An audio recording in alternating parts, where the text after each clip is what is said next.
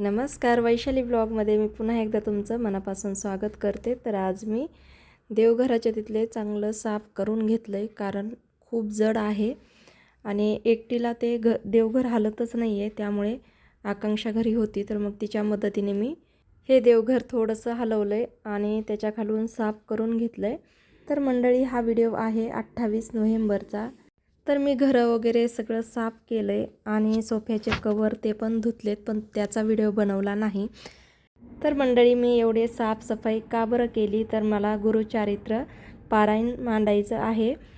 तर मी घरीच मांडून मीच वाचन करणार आहे, म्हणून मग सगळी कामाची गडबड खूप आहे। तर इथे देवपूजा झाली, पहा किती प्रसन्न वाटत आहे। तर आता मी पूजेची तयारी करते, म्हणजेच पारायण चालू करणार आहे ना, तर त्याची पूजा हॉलमध्येच करते। तर आता जे काही सामान लागणार आहे तर ते मी अगोदरच एका ताटामध्ये घेतलं आहे, तुम्हाला मी दाखवते। तर आदल्या दिवशी आपल्याला 4 बारीक नैवेद्य कुत्र्यासाठी करायचे आणि एक गाईसाठी। तर आपल्याला ना अखंड 7 दिवस दिवा ठेवायचा असतो, तर त्यासाठी मी लांब अशी वात केली आणि छोट्या दिव्यामध्येच शांत स्थिर वात चालावी म्हणून मी या दिव्यामध्ये वात लावणार आहे। तर इथे पाणी, दूध, ग्रंथ, अजून जे काही पूजेचं सामान आहे तर ते लागणार आहे। अगरबत्तीचं स्टँड वगैरे सगळं तुम्हाला दिसतंय, तेच फुलं वगैरे।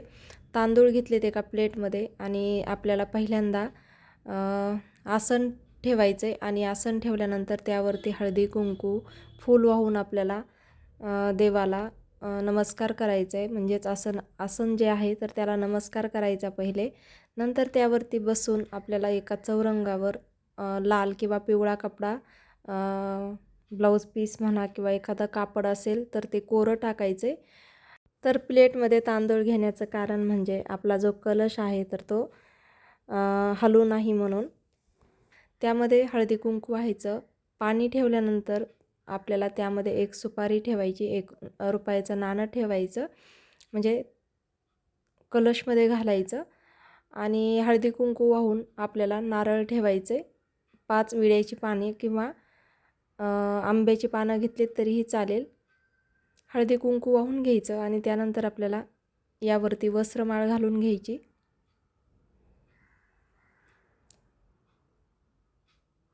आणि आता आपल्याला इथे पाणी घेतलं आहे आणि पहिले आता आपल्याला तांदूळ थोडेसे मांडून घ्यायचे, जिथे की आपण दत्ताची मूर्ती ठेवणार आहोत आणि स्वामींची मूर्ती ठेवणार आहोत। तुमच्याकडे जर फोटो असेल तर तुम्ही ते पण मांडू शकता। तर आपल्याला सुरुवातीला आपल्याला ह्यांचा अभिषेक करून घ्यायचा आहे आणि त्यानंतर आपल्याला मांडायचे। अभिषेक करत असताना आपल्याला मंत्र म्हणायचे आणि अभिषेक झाला की आपल्याला तीर्थ थोडंसं प्यायचं आणि त्यानंतर मूर्ती पुसून घ्यायची, हळदी कुंकू लावायचं, दर्शन घ्यायचं आणि आपल्याला इथे ठेवायचे, जे की रास आहे आपण मांडलेली त्यावरती, आणि फूल व्हायचं। आता स्वामींचा आपल्याला अभिषेक करून घ्यायचा आहे।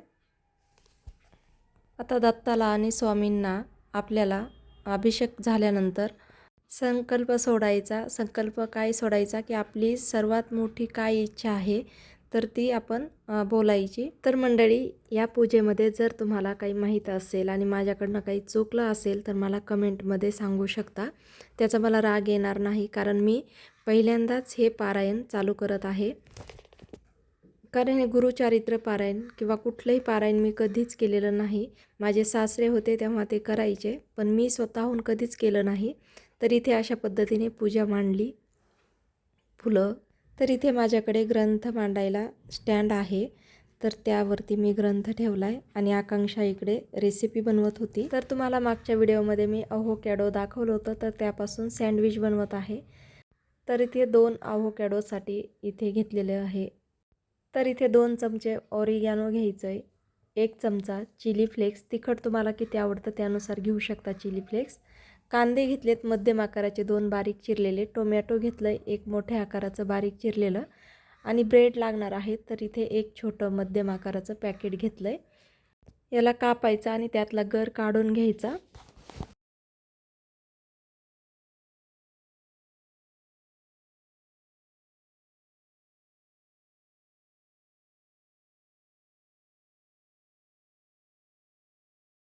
आता हे बाकी घेतलेले साहित्य यामध्ये घालायचे आणि मिक्स करून घ्यायचं. म्हणजे त्याला सुरुवातीला आपण कुस्करून घ्यायचं.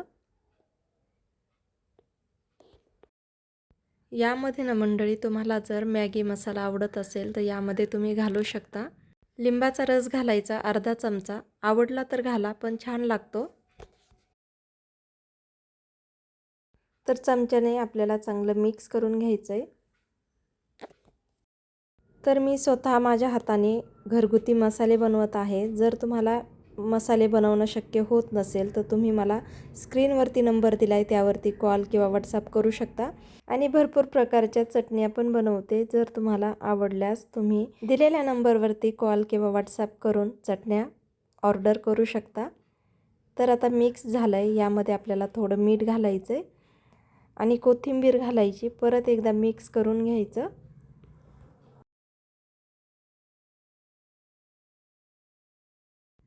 तर इथे मी तुम्हाला याचे 2 प्रकार सांगते. जो आवडेल किंवा जो सोपा वाटेल ते तुम्ही करू शकता. तर पहिले आपण ब्रेड भाजून त्यानंतर हे सारण भरून खाऊ शकता, किंवा अगोदर मी व्हिडिओमध्ये दाखवते त्याप्रमाणे पहिले सारण भरून नंतर भाजून घेतलं तरीही चालते. तर मी अगोदरच म्हणजे आकांक्षा आधीच सारण भरून नंतर तव्यावरती खरपूस कलरवरती भाजणार आहे. एकदम लाल रंगावरती भाजायचे म्हणजे खायची मजा वेगळीच राहते. जर तुमच्याकडे दोशाचा तवा असेल ना तर त्यावरती भाजा, खूप छान कुरकुरीत होतात आणि लवकर भाजतात. तर सारण तुम्हाला किती आवडतं त्यानुसार तुम्ही कमी जास्त भरू शकता.